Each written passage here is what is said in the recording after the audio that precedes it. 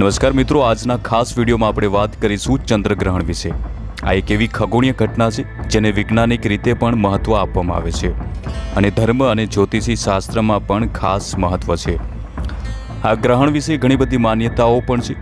કેટલાક લોકો માને છે કે આ સમયે રાહુ અને કેતુ ચંદ્રમાને ગ્રહણ લગાડે છે, જ્યારે વૈજ્ઞાનિક દ્રષ્ટિએ પણ માન્યતાઓ છે। સૂર્ય, પૃથ્વી અને ચંદ્રમા એક સીધી રેખામાં આવે છે ત્યારે ચંદ્રગ્રહણ બને છે। જે લોકો ચંદ્રગ્રહણ વિશે જાણતા નથી તેમને જણાવી દે, ચંદ્રગ્રહણ એટલે પૃથ્વી, સૂર્ય અને ચંદ્રમા એક સરખી લાઇનમાં આવી જાય અને પૃથ્વી સૂર્યનો પ્રકાશ ચંદ્રમા સુધી પહોંચવા અટકાવી દે। આવી સ્થિતિમાં ચંદ્રમા અંધકારમય લાગે છે અને ક્યારેક તો આખો ચંદ્રમા અદૃશ્ય થઈ જાય છે। ચંદ્રગ્રહણના ઘણા બધા પ્રકાર પણ છે। ચંદ્રગ્રહણના મુખ્ય 3 પ્રકાર છે। આંશિક ચંદ્રગ્રહણ એટલે જ્યારે ચંદ્રમાનો માત્ર થોડો ભાગ પૃથ્વીની છાયામાં આવે છે। ઉપછાયા ચંદ્રગ્રહણ જ્યારે પૃથ્વીની છાયાનો હલકો ભાગ ચંદ્રમાને સ્પર્શ કરે છે। પૂર્ણ ચંદ્રગ્રહણ એટલે કે જ્યારે આખો ચંદ્રમા પૃથ્વીની છાયામાં ઢંકાઈ જાય છે।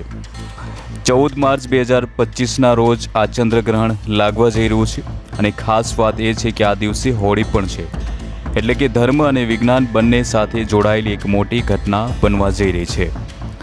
આ ખગ્રાસ ચંદ્રગ્રહણ હશે, જેનો અર્થ એ છે કે આખો ચંદ્રમા પૃથ્વીની છાયામાં ઢંકાઈ જશે। ઘણા બધા લોકોના મનમાં એ પણ વિચાર આવતો હોય છે કે ચંદ્રગ્રહણ ભારતમાં દેખાશે કે નહીં। આપ સૌને જણાવી દઈ, આ ગ્રહણ ભારતમાં જોવા નહીં મળે। આ ગ્રહણ ત્યારે લાગશે જ્યારે ભારતમાં દિવસ હશે।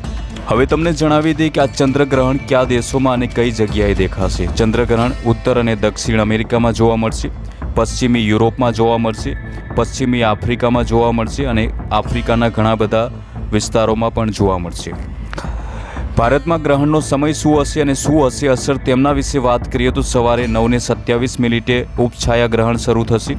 સવારે 10:39 દરમિયાન આંશિક ગ્રહણ લાગશે। ત્યારબાદ સવારના 11:56 પૂર્ણ ચંદ્રગ્રહણ સમાપ્ત થઈ જશે।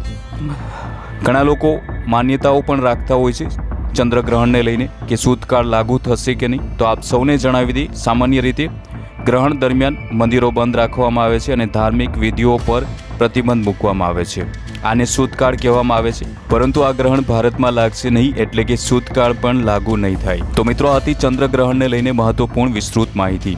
વિડીયો સારો લાગ્યો હોય તો લાઇક શેર જરૂર કરજો અને જતા પહેલાં અમારી ચેનલ લોકશાહી ન્યૂઝને સબસ્ક્રાઇબ કરવાનું ભૂલશો નહીં।